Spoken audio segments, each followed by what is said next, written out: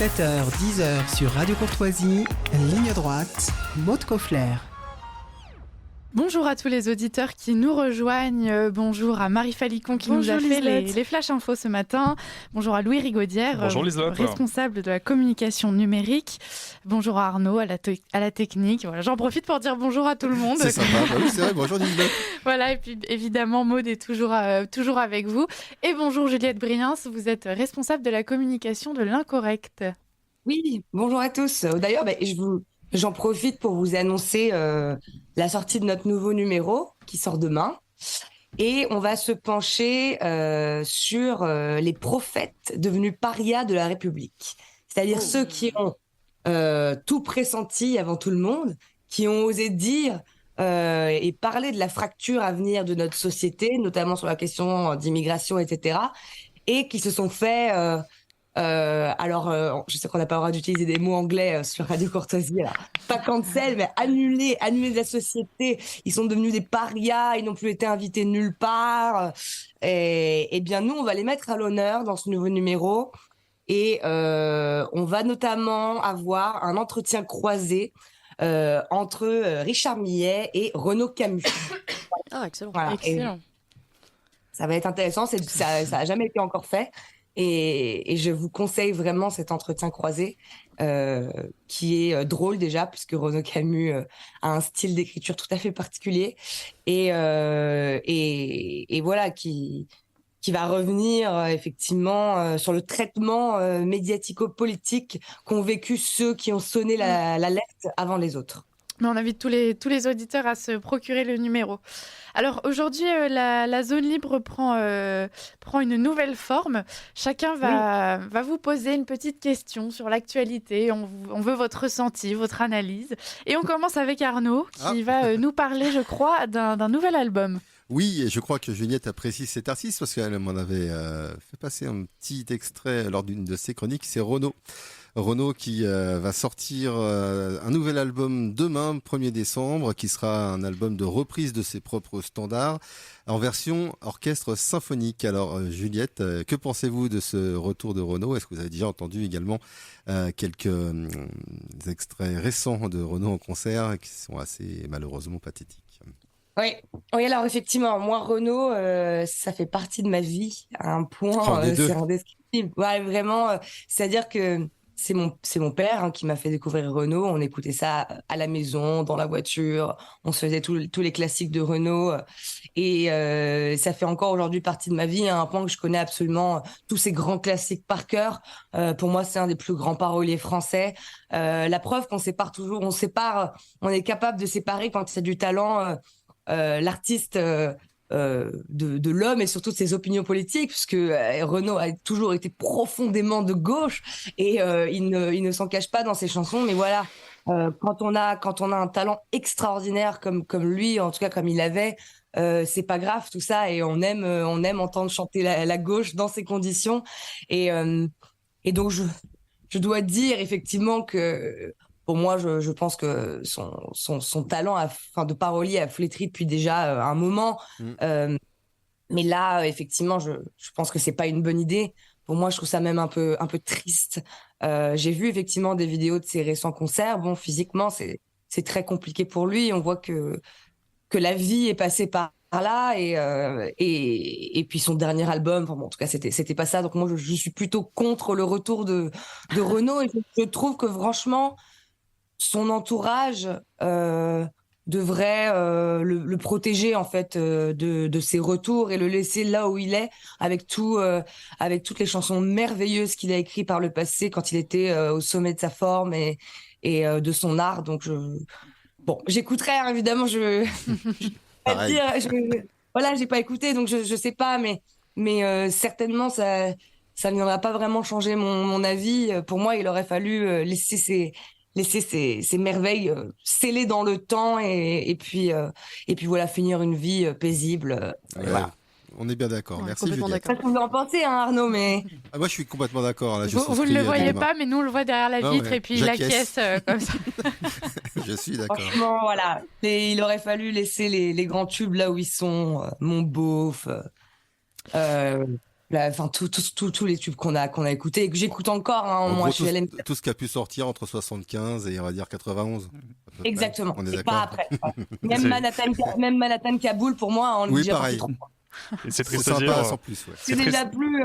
Ouais. C'est Bon. triste à dire, mais moi je connais que le Mistral et Connard de Virus, moi de Renault. Ah ouais, C'est Oula. dur, hein, Ah, moi, c'est- j'en c'est connais plein. réducteur. c'est J'en déprimant. écoutais beaucoup avec mon papa en voiture. Et, Ah bah, tu vois, et comme donc, moi. c'est aussi une petite Madeleine de Proust quand j'entends ouais. Renaud. Ah oui. Alors, franchement, Louis, ça va pas du tout. Hein. Non, j'ai Non, beaucoup mais de toute retard une sur beaucoup de éducation à choses. refaire. Oui, oui, je sais. On s'en rend compte chaque semaine. Hein. Le temps file, je passe à Maude qui Oui. va nous parler du métro parisien. Ouais, alors moi c'est moins joyeux. Les prix de tickets de transport vont doubler aux Jeux Olympiques et en même temps, Anne Hidalgo nous a expliqué à demi-mot que les transports ne seraient pas du tout prêts pour les Jeux Olympiques. Donc qu'est-ce que vous en pensez, Juliette? C'est incroyable. J'avais déjà fait une chronique sur les Jeux Olympiques. C'est un cataclysme annoncé, ces Jeux Olympiques. Et alors, je trouve ça très triste. Il y a un moment donné où j'ai tellement de ressentiment pour cette dame qui a fait tellement de mal à Paris et qui a transformé notre capitale en poubelle que je me disais, j'espère que ça va être une horreur, ces JO, pour le côté un peu ressentiment que j'ai pour elle. Mais au final, non, personne n'a envie de voir notre pays se faire humilier. Et la vérité, c'est que lors des JO, je veux dire, le monde entier aura les yeux rivés sur nous. Toutes les caméras du monde entier seront sur Paris. Et non, j'ai pas envie de voir mon pays se faire humilier, mais effectivement, on y court tout droit. Déjà, donc 4 € le ticket, c'est ça, Ouais, c'est 4 €. 4 € 4 € 70 € la semaine. Voilà, mais je trouve que 4 € le ticket de métro, c'est vraiment le chiffre le plus choquant. Et c'est la honte. C'est la honte parce que quand les gens... alors déjà, tout est hors de prix hein, pendant les JO. Les prix de... Comment dire, des logements ont explosé, hôtels, Airbnb, etc. Les prix des places pour aller voir les compétitions sont exorbitants, mais exorbitants, c'est même inatteignable. Je ne sais pas qui a les moyens, si vous voulez, d'aller voir ça. Donc, et là, maintenant, on nous annonce l'explosion des prix des métros. En plus, ils vont acheter leur billet à 4 €. Ils vont voir dans quel état est le métro en ce moment, quel état de saleté, d'insécurité, comment dire, de panique à bord, puisqu'il y a un métro tous les 5 minutes, on peut même pas rentrer, les pannes, enfin, ça va Alors, être... ceci dit, il y aura peut-être un peu moins de monde hein, avec le prix des billets. On voulait une grande fête populaire, oui, peut-être. On voulait une grande fête populaire et on va avoir absolument l'inverse. Et si vous voulez mon avis sur les JO, puisque là, je viens d'apprendre également qu'on est les seuls en lice maintenant pour les JO d'hiver de 2030. Au moins, ce sera pas à Paris, on est tranquille. Ah ouais. Non, pas à Paris, mais en France. Et en fait, parce que plus personne ne voulait faire les JO. Et moi, mon avis sur les JO, c'est que il faudrait arrêter cette aberration déjà écologique des JO tous les 4 ans dans un pays. Je pense que les JO, ils devraient refaire leur retour en Grèce, voilà, là où tout a commencé, qu'il y ait une aide, une participation évidemment de tous les pays pour aider la Grèce à organiser les Jeux, que les structures soient réutilisées, améliorées, entretenues et réutilisées tous les 4 ans. Et puis c'est tout, quoi. Et arrêter en fait cette aberration. Parce que là, en fait, on construit des infrastructures hallucinantes, des stades, on construit des gymnases, et après, en fait, tout est laissé à l'abandon, en fait. Et il y a certains pays où les infrastructures des JO sont laissées complètement à l'abandon, plus personne ne s'en sert. En fait, c'est une aberration. Il faudrait resimplifier les JO avec moins de discipline, parce qu'en fait, maintenant aussi, c'est devenu n'importe quoi. Les gens n'ont pas envie de voir du curling. Je veux dire, maintenant, il y a même une épreuve de beach volley aux JO, quoi. Le beach volley aux JO, enfin, ça paraît ridicule, quoi. Faudrait revenir aux bases, à l'athlétisme, même les fameuses épreuves de surf qui ont permis à Hidalgo de se prendre de superbes vacances à Tahiti. Voilà, sincèrement, je n'ai rien contre ces sports, mais ça devient en fait un espèce de fourre-tout incompréhensible qui perd en valeur et qui perd en public. Et je pense qu'on devrait revenir à une simplification des JO et les remettre en Grèce, là où tout a commencé. Bien, merci pour ce sujet. Je vous relance, moi, sur les crèches. Alors, en ce moment, Perpignan fait la polémique. Hein. La fameuse crèche de Noël a été installée. Et forcément, ça fait râler. Oui, mais comme tous les ans, hein, c'est la marotte de Noël. Tous les ans, ils vont nous recommencer avec leur crèche. Mais le pire, c'est qu'il y en a qui cèdent. Voilà. Ouais. Il y a des crèches qui disparaissent. Alors, il y a aussi... et après, à chaque fois, comme il y a des il y a des maires de communes qui refusent de se laisser de se laisser soumettre par cette société d'aujourd'hui qui mettent des crèches, mais après ils en font un article, si vous voulez, parce que maintenant c'est un mettre une crèche. Il faut rappeler tout simplement que la crèche est un élément culturel de Noël et de la France, comme Noël. Fêter Noël, de toute façon, est un acte chrétien, c'est une fête chrétienne. La crèche en fait partie. Il n'y a aucune raison, ni au nom de la laïcité, ni au nom de je ne sais quoi, de supprimer les crèches dans les villages et dans les mairies, qui ont toujours fait partie de la culture française. Voilà, et on sait très bien ce qu'il y a derrière ça. C'est pas une question de laïcité, c'est une question de... ils veulent anéantir toute trace de notre culture chrétienne qui a fait la France, qui a construit la France, sur laquelle la France n'existerait même pas, au nom d'une certaine laïcité, mais pour la faire disparaître, pour qu'ensuite le terrain soit libre pour l'entrisme d'autres religions sur notre sol. Donc il ne faut pas lâcher un millimètre de terrain sur les crèches. Voilà. Ce qui est triste, c'est que c'était une fête, enfin c'était un événement un peu populaire qui justement rassemblait tout le monde, tout bord politique confondu, etc. Et là, dans un sens comme dans un autre, finalement, ça devient un élément de division. Alors que tout le monde s'en moquait, en fait. Juste les enfants sont contents d'aller voir l'âne. Et la crèche, c'est l'histoire de Noël. C'est juste l'histoire de Noël. Il y a rien d'extraordinaire dans une crèche. C'est l'explication même de pourquoi on fête Noël. Vous voyez, Enfin, bientôt, on pourra même plus dire Noël. Hein. Maintenant, il y en a qui expliquent qu'il faut dire joyeuse fête de fin d'année. Voilà, c'est plus Noël. Parce que... En fait, vous avez raison. Évidemment, plus on donne et plus ils prennent. Et quand vous dites il faut plus dire joyeux Noël, il faut dire joyeuse fête. Si vous allez dans les commerces à Noël, regardez bien, il y a une vraie différence. En fait, les gens ne disent plus joyeux Noël. Il y a beaucoup de gens qui ne disent plus joyeux Noël. C'est rentré instinctivement, en fait, dans leur inconscient. Et les gens, maintenant, n'écrivent plus sur les vitrines joyeux Noël. Tout a été remplacé par joyeuse fête. Et petit coup de chapeau au député RN Christophe Barthès, qui lui le revendique, qui a posté une photo de lui avec la crèche dans sa permanence parlementaire, une magnifique crèche. Ce à quoi Adrien Quatennens a répondu: bonjour monsieur le député, ici c'est la France et pas une république. La France est une république laïque, blablabla. Et ce à quoi Christophe Barthès a répondu: moi je ne tape pas ma femme, fainéant. Voilà. Quelle ambiance. Quelle ambiance. Donc voilà, donc petit coup de chapeau. Il n'y a pas vraiment de rapport, mais c'était sympathique. Ah bah oui, c'est la crèche, on reste dans le thème. Bon, alors on poursuit. Désolé, on est un petit peu rattrapé par le temps. Marie Falicon, vous vouliez revenir sur Crépol, alors plutôt sur les réactions médiatiques que ça a suscité. Oui, exactement. On va parler de Roméo et Juliette.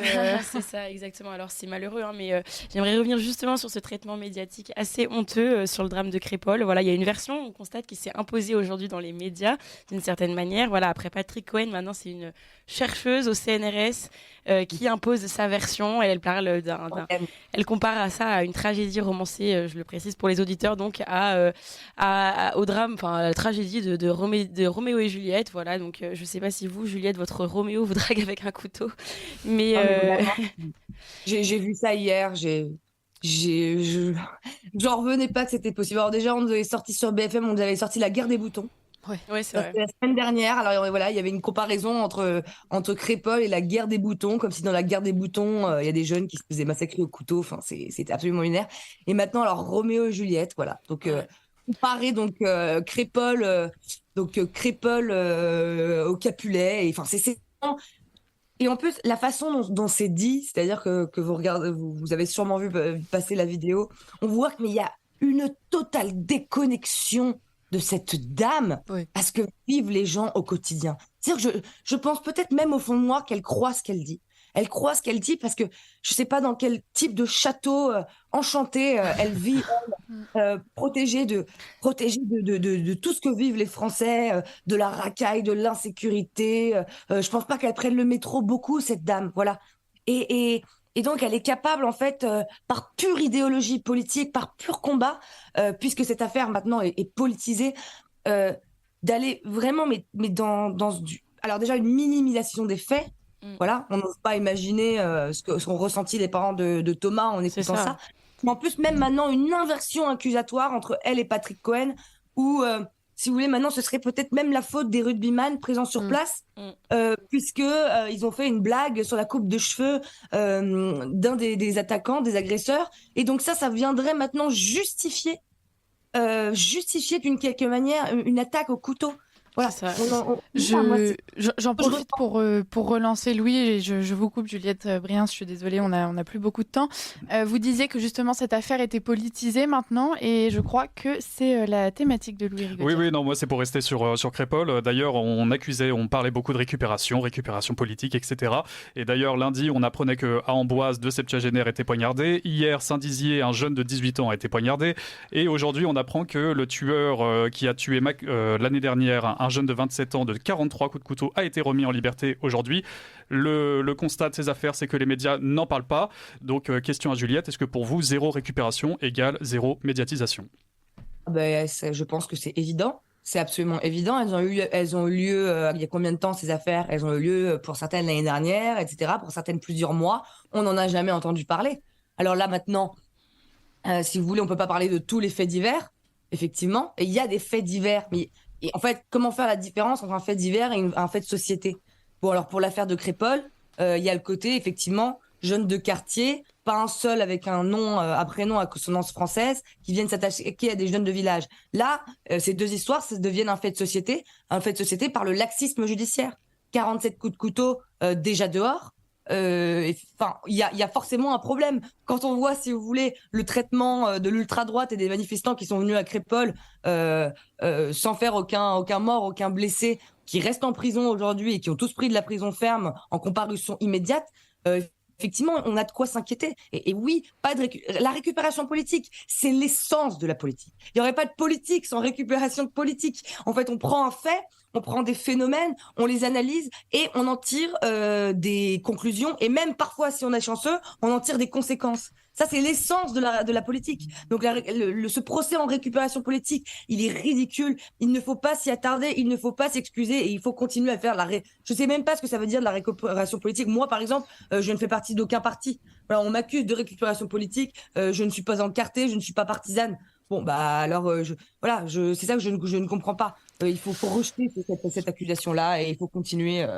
La gauche fait pareil de toute manière. C'est simplement, si vous voulez, c'est leur nouvelle petite phrase, c'est leur nouvelle marotte pour essayer de nous contrer quand ils n'ont pas d'arguments. Je pense qu'on est tous conscients. Merci Juliette Briens pour ce petit tour d'actualité et merci à tous d'avoir suivi cette zone libre.